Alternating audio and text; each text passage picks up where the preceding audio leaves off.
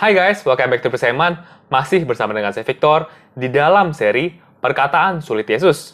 Dan di episode kali ini, kita akan membahas sebuah perkataan Yesus yang seakan-akan menyatakan kalau dia bukanlah Tuhan. Ayat ini sering dijadikan bukti bagi orang-orang yang menolak ketuhanan Yesus. Mereka mengklaim bahwa di ayat inilah Yesus menyatakan bahwa dirinya bukanlah Tuhan. Ayat ini diambil daripada Yohanes 14 ayatnya yang ke-28. Mari kita baca. Kamu telah mendengar bahwa aku telah berkata kepadamu, aku pergi, tetapi aku datang kembali kepadamu. Sekiranya kamu mengasihi aku, kamu tentu akan bersuka cita karena aku pergi kepada Bapakku, sebab Bapa lebih besar daripada aku.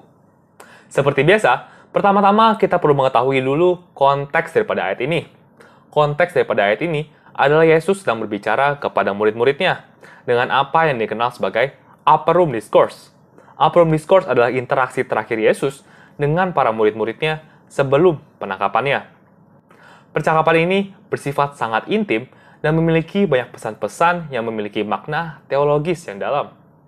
Di dalam perikop ini, kita melihat bahwa Yesus berulang kali mengatakan bahwa ia hanyalah melakukan kehendak Bapa dan ia tunduk kepada Bapa.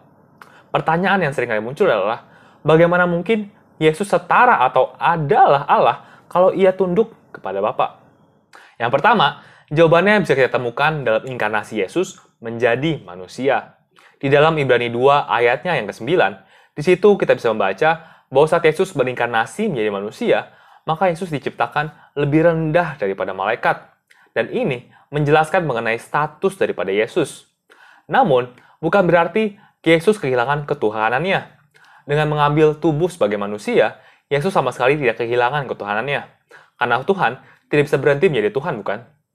Namun, bagaimana caranya? Ada seorang pribadi yang sepenuhnya manusia dan juga sepenuhnya Tuhan. Jawabannya bisa kita temukan di dalam Filipi 2 ayat 5 sampai dengan 11. Mari kita baca.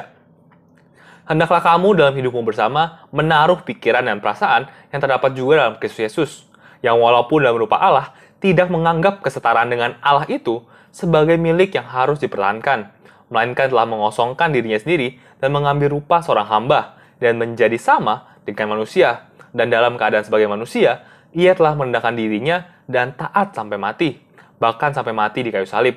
Itulah sebabnya Allah sangat meninggikan dia dan mengaruniakan kepadanya nama di atas segala nama, supaya dalam nama Yesus bertekuk lutut segala yang ada di langit dan yang ada di atas bumi dan yang ada di bawah bumi, dan segala lidah mengaku Yesus Kristus adalah Tuhan, bagi kemuliaan Allah Bapa. Kita bisa melihat di sini bahwa pada saat Yesus turun ke bumi, ia mengosongkan dirinya sendiri. Ia melepaskan hak kesetaraannya dengan Allah dan mengambil rupa seorang hamba dan berserah pada kehendak Bapa selama di bumi ini. Inilah berapa besarnya kasih Tuhan kepada kita semua, di mana ia yang adalah Tuhan mau melakukan ini semua. Hal lainnya yang perlu kita tahu, bahwa tunduk secara peran tidaklah sama dengan tunduk secara esensi.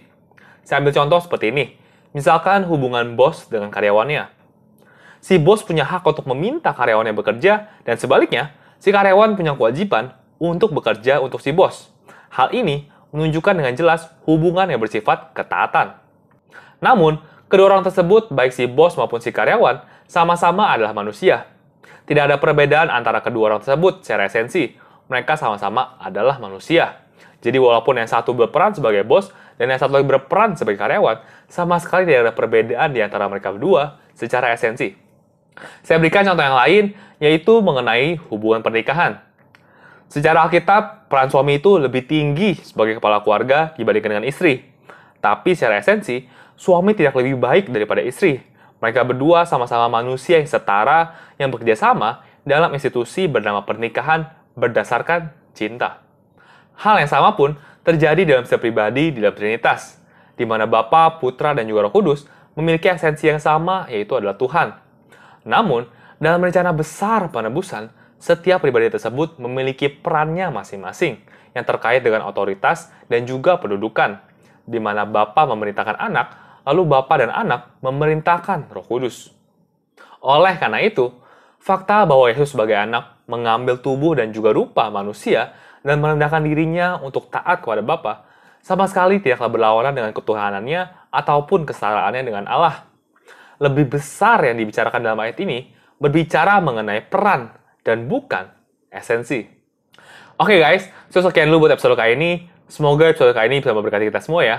Jangan lupa like video kalian suka, jangan lupa juga share ke teman-teman kalian, serta komen kalau ada hal-hal yang kita bisa diskusikan bersama, dan jangan lupa juga buat subscribe, serta nyalakan loncengnya ya, supaya kamu nggak ketinggalan video-video selanjutnya.